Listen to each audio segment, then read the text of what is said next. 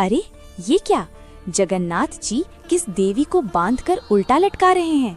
आइए देखते हैं इस कथा में। श्री मंदिर में आज एकादशी के दिन भात बन रहा है। हाँ, भात बन रहा है, दाल बन रही है, अनेकों प्रकार के व्यंजन और तरकारियां बन रही हैं। अरे, इस कलयुग में जहाँ एकादशी के दिन भात खाना तो दूर की बात, उसका विचार करना भी महापाप माना जाता है, वहाँ श्री क्षेत्र पुरी के जगन्नाथ मंदिर में आज उत्सव का माहौल है। भक्तगण आनंद बाजार में बैठकर तृप्त होकर महाप्रसाद पा रहे हैं। आखिर ऐसा क्यों यहाँ एकादशी माता का चाबुक नहीं चलता? बात उस समय की है जब सतयुग का सवेरा था। भगवान विष्णु के श्री अंग से एक परम तेजस्वी शक्ति उत्पन्न हुई, जिनका नाम था एकादशी देवी।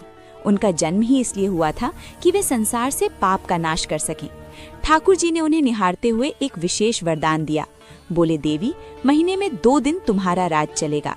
जो भी मनुष्य उस तिथि पर अन्न, विशेषकर चावल पाएगा, उसके सारे संचित पाप उस अन्न में समा जाएंगे, और जो तुम्हारी शरण में रहकर व्रत करेगा, उसे साक्षात मेरा धाम प्राप्त होगा। एकादशी माता जो थी, उन्हें अपनी इस शक्ति पर बड़ा गर्व हो गया। हो भी क्यों ना, तीनों लोकों में उनका भय था।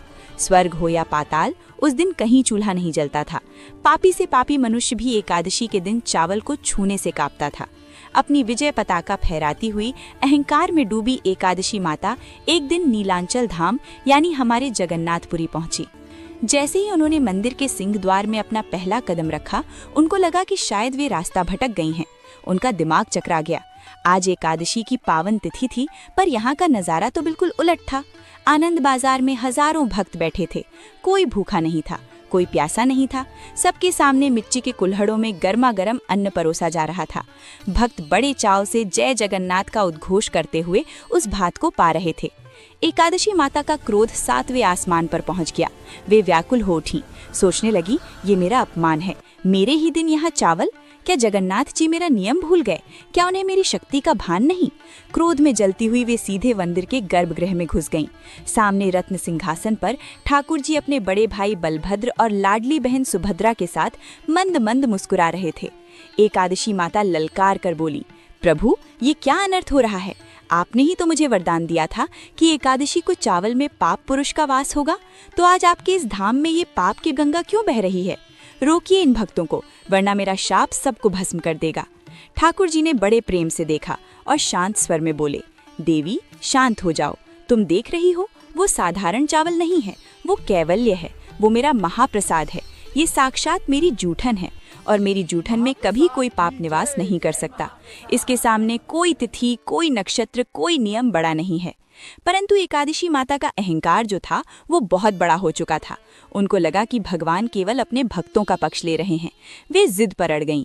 बोली, नहीं प्रभु, नियम तो नियम होता है। अगर सारी दुनिया चावल नहीं पा रही, तो पुरी में भी कोई नहीं पाएगा। मैं अभी जाकर उन भक्तों के पत्तलों से वो अन्न छीन लूंगी। जैसे ही एकादशी माता पलटी और उन्होंने महाप्रसाद को रोकने के लिए अपना हाथ उठाया, तभी अचानक मंदिर का पूरा वातावरण बदल गया। ठाकुर जी की वो प्यारी सी मुस्कान ओझल हो गई। उनकी बड़ी बड़ी गोल आंखों में वो तेज आ गया जो प्रलय ला सकता है। क्योंकि ठाकुर जी सब कुछ सह सकते हैं, अपना अपमान सह सकते हैं, लेकिन अपने भक्त और अपने प्रसाद का अपमान उनसे सहन नहीं होता। ठाकुर जी की एक हुंकार गूंजी जिसने पूरे नीलशैल पर्वत को हिला दिया। वे कड़क आवाज में बोले, रुको देवी, तुमने मेरे महाप्रसाद को पाप कहने का दुस्साहस कैसे किया? क्या तुम भूल गई हो कि ये महाप्रसाद साक्षात ब्रह्म है? इसके सामने वेद, पुराण और स्वयं तुम जैसी शक्तियां भी छोटी पड़ जाती हैं। पर प्रभु, नियम तो आपका ही बनाया हुआ है। अगर आज भक्त चावल पाएंगे तो मेरा व्रत खंडित हो जाएगा। मेरा मान कहाँ रहेगा? सुनो एकादशी, मंदिर की इस चौखट के बाहर पूरी दुनिया में तुम्हारा ही राज चलेगा। वो जो भी अन्न पाएगा उसे निश्चित ही पाप लगेगा। लेकिन ये श्री क्षेत्र है, ये मेरी पुरी है। यहाँ केवल एक ही नियम चलता है, प्रेम का नियम। यहाँ मेरे हाथ से निकला हुआ एक एक दाना अमृत है। यहाँ तुम्हारा कोई बस नहीं चलेगा। लेकिन एकादशी माता फिर भी नहीं मानी। वे बोली, मैं ये अन्याय नहीं होने दूंगी। मैं इसी सिंह द्वार पर खड़ी रहूंगी, और जो भी भक्त यहाँ महाप्रसाद पाएगा, मैं उसके सारे पुण्य छीन लूंगी। अब ठाकुर जी का धैर्य समाप्त हो चुका था। उन्होंने अपनी योग माया का आह्वान किया। बोले, तुम्हें अपनी शक्ति पर बहुत अभिमान है ना? तो आज से तुम्हारी ये शक्ति इस मंदिर की चार दीवारी के भीतर शून्य हो जाएगी।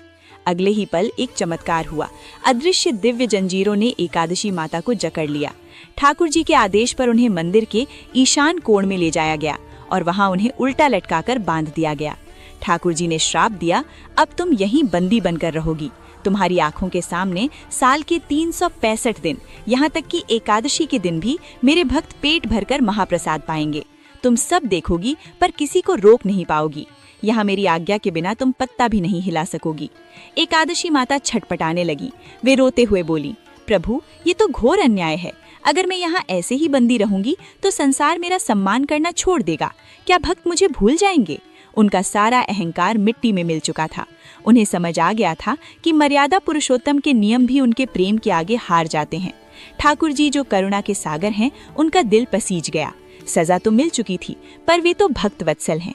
उन्होंने बंदी बनी हुई एकादशी माता के पास जाकर एक अनोखा समझौता किया। ठाकुर जी बोले, देवी घबराओ मत, मैं तुम्हारा अपमान नहीं होने दूंगा। आज से एक नई रीत चलेगी।